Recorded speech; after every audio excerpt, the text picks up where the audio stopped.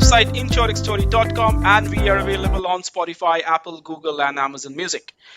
Today we will discuss on the topic, the transformative potential of generative AI for insurance. And for now, I'm delighted to welcome our guest, Arunima Gautam, who is the go-to-market and product leader at Quantify, specializing in financial services and insurance. With a background as an insurance leader, she has led digital transformation initiatives for Fortune 500 companies globally. Currently, Arunima oversees the go-to-market strategy for global insurance firms and serves as the product owner for Docify, which is Quantify's AI-driven document processing SaaS product. Docify utilizes generative AI assistant to enhance productivity through in-domain Q&A and automated summarization of insurance products. I think it's time when we try to really realize the potential of a technology like generative AI and what kind of demonstrations are happening outside of the boardroom. And with that, Arunima, a warm welcome to the show. Thank you so much, Surya, for having me. Really excited to be here. So, to quickly jump onto this very, very interesting topic, what does generative AI mean to you, and what does it mean in the context of insurance? Sure. So first off, Surya, let me start by saying generative AI, hands down, is one of the greatest breakthroughs in the history of technology and AI itself. Why is it one of the greatest breakthroughs? With everything that has happened in the AI space for the last year, it has changed the way we think about our closeness to AI. Now it's not about the underlying model, but the experience of using them, the simplicity of engaging with them, their accessibility, and the feeling of an AI being able to understand our intent and ask and share information back with us. To answer the question, what is generative AI? It is in simple words, it's an AI that can generate data, text, images, scenarios, etc. Not predict, but generate, right? Large language models are pre-trained models on large text data where the AI learns from the underlying patterns of words, tokens, their placements, etc. Now that gives the AI its knowledge base. It can speak to you, make sense to you, but not necessarily understand the nuances of a business. So it's not very useful in the context of a certain business still. On this model, you do fine tuning to make the model understand the context of a business. This is where you show the model which of the many generated responses will be preferably picked by a human if asked the same question. This is called reinforcement learning. What's different with generative AI models is that you need very small amounts of data to make the model learn preferred responses and scenarios and essentially align with human responses, right? Yeah. The immediate impact of that is a gamut of task level disruptions across the insurance value chain, from underwriting, claims processing to customer servicing, fraud detection. Everywhere, generative AI enabled use cases can make operations faster, smarter, cheaper, and allow your knowledge workers like underwriters and claims adjusters free up their bandwidth from repetitive tasks and allow insurers to offer far better customer experience. Yeah. It's very interesting, how this technology has been applied to various domains, including, image generation, text generation, music composition, and more. And a sector like insurance, how it's actually, from an industry which is always very risk averse and not willing to try out new things, are actually in a kind of at the forefront to adopting a technology like generative AI. I mean, what a day it is, isn't it? Right. So yeah, absolutely. Well, thank you very much for the inputs there, Arunima. So, my next question to you is, what are some key generative AI use cases across the insurance value chain that you are witnessing? Sure. Surya, while the term generative AI has caused a huge buzz in the last year and surge in popularity after the whole launch of ChatGPT. As an AI first digital engineering firm, Quantify has been working with various large language models for our insurance customers for some time now, right? Yeah. For different personas in an organization, in specifically an insurance organization, generative AI has become a game changer, right? If I talk to you about a few, imagine for brokers, it's very important for them to have customer interactions and understand what are the needs, etc. Your generative AI based smart transcript summarizers can summarize conversations. Intelligent knowledge navigators can search from hundreds of pages of product documents, guides, etc., to provide needed recommendations. Intelligent email composers can seamlessly personalize emails that you are sending to you, sharing with your customers, or also understand the intent behind the emails that your customers are sharing with you. Similarly, if I talk in the lives of underwriters, intelligent underwriting companions can search for information across underwriting manuals, your other data points to provide recommendations. There are so many fine prints that go into these documents. Generative AI can understand the context behind these fine prints and give you a more holistic response. Your tailored policy crafting assistants can generate a custom policy automatically with very small degree of human in the loop verification.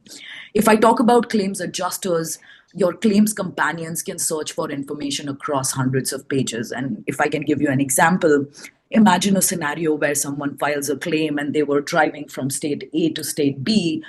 Someone dinged their car somewhere midway and filed for a claim, right?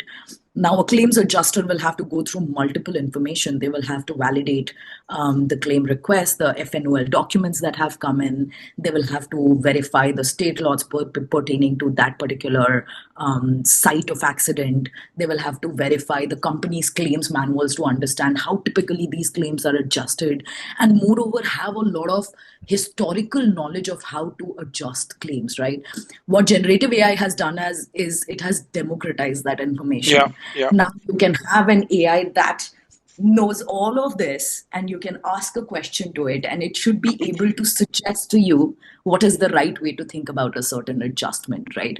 um, you can have intelligent summary generators that can summarize insurance details.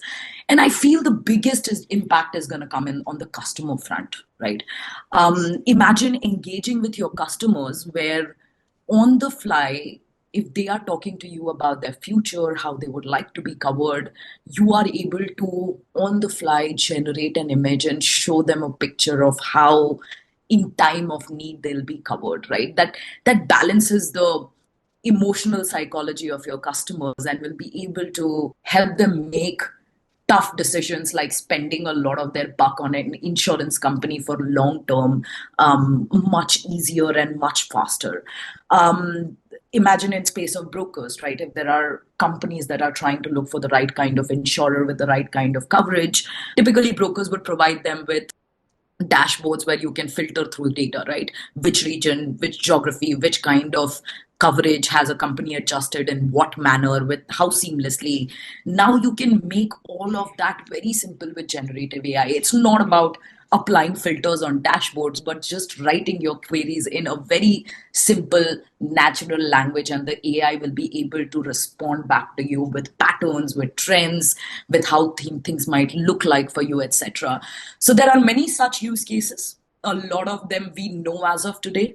A lot of them we possibly don't know yet, Surya, because generative AI is the usability of it is improving every other week. There is something new, a new LLM coming out in the market that can do something new, right? So right now our understanding is probably at 20-30% of how we can think about generative AI in our businesses, but this is improving significantly, and many such use cases we are already seeing in the space in insurance business domains. Yeah. Yeah. Absolutely. You mentioned uh, very categorically about the claims process, right? I'm very much curious, to see how the industry evolves with this technology when it comes to, the severity prediction and how the generative AI algorithms can really contribute to the predictive modeling to estimate any likelihood or any severity of a foreseeable claim. I mean, this really, how it can, benefit the insurers to perhaps understand what the kind of high risk claims they should be prioritizing on, and and the entire bottom line gets impacted because at the end of the day, it really affects their P&L. Right, right. Absolutely. And if you think about it, a very interesting aspect that generative AI brings to the table is being able to generate test data or scenarios that haven't happened yet. When you even engage with your simple generative AI tools that are at your disposal, at your hand today, the kind of responses the AI is giving you, they are not something the AI has seen in the past, right? This is different from how the models that you used to predict that have been in the AI space. This is different from how they work, right? Now, AI is able to generate newer scenarios. So many a times in your risk analysis, etc., during underwriting processes, there are scenarios that can be missed because at the end of the day, it's humans making decisions based on everything that they would have learned over time, right? Now, Yeah. generative AI has opened that gamut where you can generate test data, make your analysis more holistic, and get yourself covered for situations that might not have happened until now, or is probably not imaginable by our minds yet. Yeah, absolutely, absolutely. So, just wanted to quickly get into the point of data. Data has always been so much important for the financial services sector, especially in insurance. And insurance companies were known for the kind of volume of data that really look after. What are the key challenges, customers face when integrating AI technologies with existing legacy systems, and how can these challenges be effectively addressed? Sure. So we here feel that data readiness is an aspect that organizations must take care of for any large scale AI transformation initiative. It's not just generative AI, right? Having your organization's data easily accessible to AI systems to use as context is crucial to ensure superior model accuracy and avoid hallucinations of generative AI models, etc. So, having the technology infrastructure and security guardrails for fast, secure, and accurate retrieval of data is crucial. However, as you mentioned, insurance as an industry deals with a lot of legacy data assets. To solve this issue, organizations need to focus on preparing a data strategy and governance framework, developing interfaces or middlewares that allow for seamless communication and data exchange between AI technologies and legacy systems. Data harmonization is important, where you standardize and cleanse data from legacy systems to ensure it's usable for AI applications, maintaining data quality and integrity. Quantify as a company works in close partnership with cloud hyperscalers such as GCP, AWS, Snowflake, Azure to help insurance customers speed up their data and infrastructure modernization initiatives. Most of our offerings, like our AI-led document processing SaaS platform, Docufy, has pre-built connectors that take care of all the hassle of upstream connectivity with legacy systems. Having these technology infrastructures in place is a must if you want to scale up your AI initiatives across the organization and, Yeah, in recent context, make your AI more democratized. absolutely. I think this is the right time, as how we actually democratize with all the aspects of AI and different technologies that's shaping up the industry, and of course our personal life too, right? Right. So, with that, Arunima, any parting thoughts, especially for organizations, on how they can build their generative AI adoption strategy? And you being a leader in this industry, especially on the field of AI, what's your thought? Great question, and I would love to answer that. Surya, it's a question we get very frequently asked by insurance leaders, right? This is a rapidly evolving technology with new models coming up every other week, right?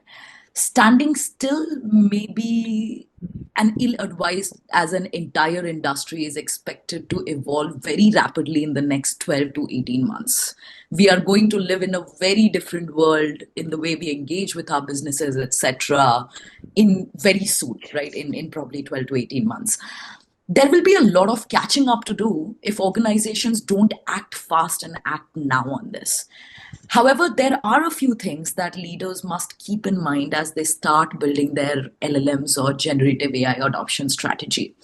First off, making Gen AI or AI tools more accessible to individuals in a company, to the staff in a company.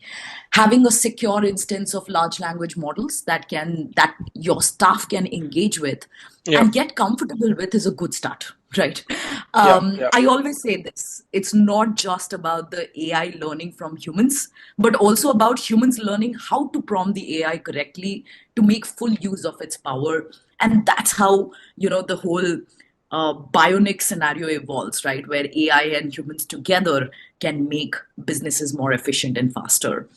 The other thing is leaders need to understand what is this new paradigm of Gen AI, right? yeah, yeah, How is it different from the older paradigm of supervised learning where predictions used to happen? What makes the technology so cost effective for automating cognitive tasks?